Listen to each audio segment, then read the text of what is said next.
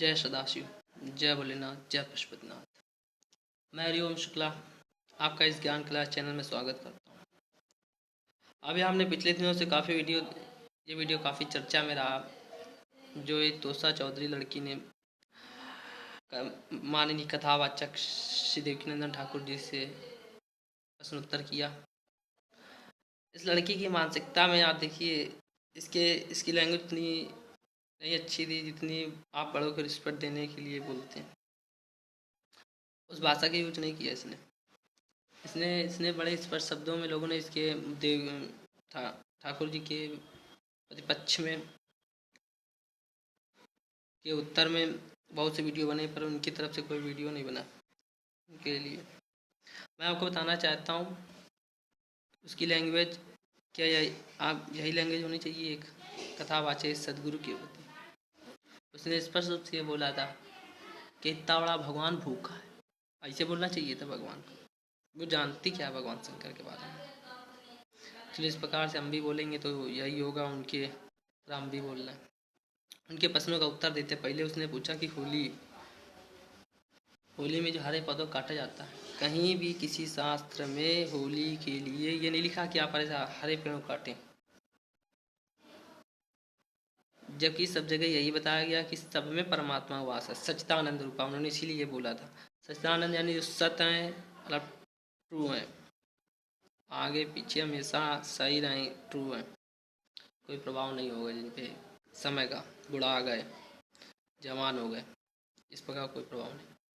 चिता सबकी चेतनता का कारण भी शिव भगवान शंकर है, भोलेनाथ है, और आनंद घन है और हमेशा प्रसन्न रहने वाले हैं।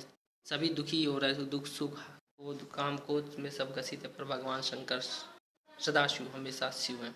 शिव यानी शुभ, सबके लिए शुभ है, यानी शुभ है, मंगलमय।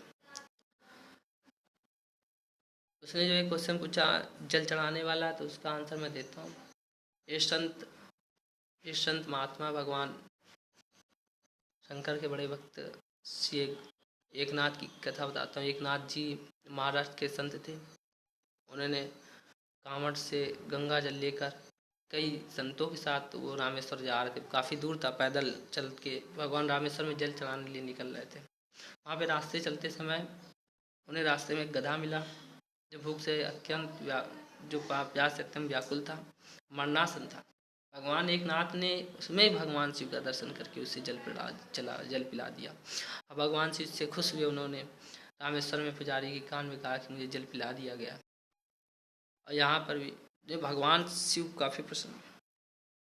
आपने तुकाराम का नाम भी सुना हो, सॉरी, आपने संत एक नामदेव का भी नाम सुना होगा। नामदेव ने भी एक कुत्ता उनके मुँह से उनके हाथ से रोटी छीन के ले गया, तो उन्होंने कहा भगवान आप कहाँ जा रहे हैं, लोग घी लगा के आप खा लीजिए। जीव की सेवा में लोगों में बताया गया, इसीलिए सच्चिदानंद कहा गया, यानी सबके अंदर परमात्मा को देखने बताया गया। हाँ, ये हम जरूर मानते हैं कि समय साथ कुछ कुरीतियाँ हावी होती चली गई।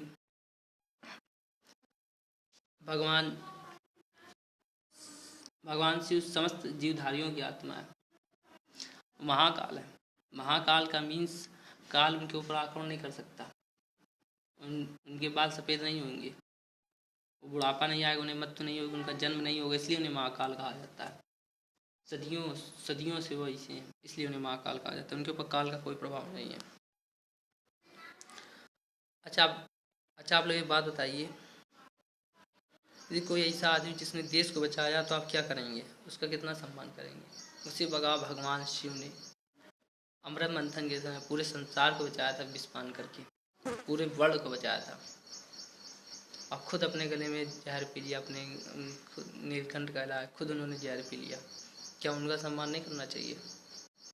हम लोग हर साल जयंतियाँ मनाते इतने लोगों की जिन्हें नाम मात्र का एहसान किया है जनता के ऊपर। भगवान शिव ने तो पूरे जगत के माता पिता हैं।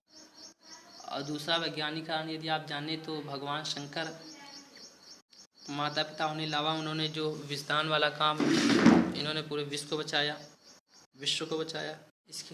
इसके लिए भी हमें उनका उनके एहसान मानना चाहिए। हमारे सौभाग्य की बात है कि हमारे जिन धर्मशास्त्रों में मूर्ति पूजा का समर्थन, उन्हीं धर्मशास्त्र में मूर्ति पूजा का विरोध भी है। भागवत में कहा है भगवान कृष्ण के अवतारी कपिल देव जी ने कि माता, अपनी माँ से कहा कि माता, जो लोग केवल मूर्ति मेरा पूजन करते हैं, जीवों के अंदर नहीं, हृदय में, लोगों दूसरों के हृदय में नहीं, उनकी पूजा, उनके मन को कभी शांति नहीं मिलती, उनकी पूजा कभी सफल नहीं होती। भगवान शिव में भी कहा, भगवान शिव पुराण में भी कहा गया है कि जब शिव का रुद्राभिषेक हो तो ये कल्पना करनी चाहिए, ऐसी धारणा करनी चाहिए कि भगवान शिव मेरे हृदय से निकल के दिव्य ज्योतिर्मास से अत्यंत परे शिव भगवान हमारे हृदय से निकल कर उस पार्थिव लिंग में आके विराजमान हुए, उनका पूजन करना चाहिए, विसर्जन करना चाहिए और ये सोचना चाहिए उससे वो परब्रह्म परमात्मा निकल कर मेरे हृदय में आए। ये परम चैतन्य भगवान सदाशिव की पूजा है। अतः ये भाव होने से हम समस्त प्राणियों के अंदर विराजमान भगवान शिव की पूजा कर पाएंगे। देखिए, परमार्थ एक अलग चीज़ है, लोगों की सेवा करना एक अलग चीज़ है। परोपकार और परमार्थ दोनों एक दूसरे से अभिन्न भी हैं, भिन्न भी हैं। आप लोगों में भगवान देखते हुए परोपकार कर रहे हैं तो आप परमार्थ के रास्ते पे हैं, और यदि आप ब्रह्म तत्व से शून्य केवल परोपकार कर रहे हैं तो आप परमार्थ को नहीं पा सकते। धन्यवाद, आपने ये वीडियो देखा, और आपका कोई भी क्वेश्चन आप नीचे डाल के हमसे पूछ सकते हैं।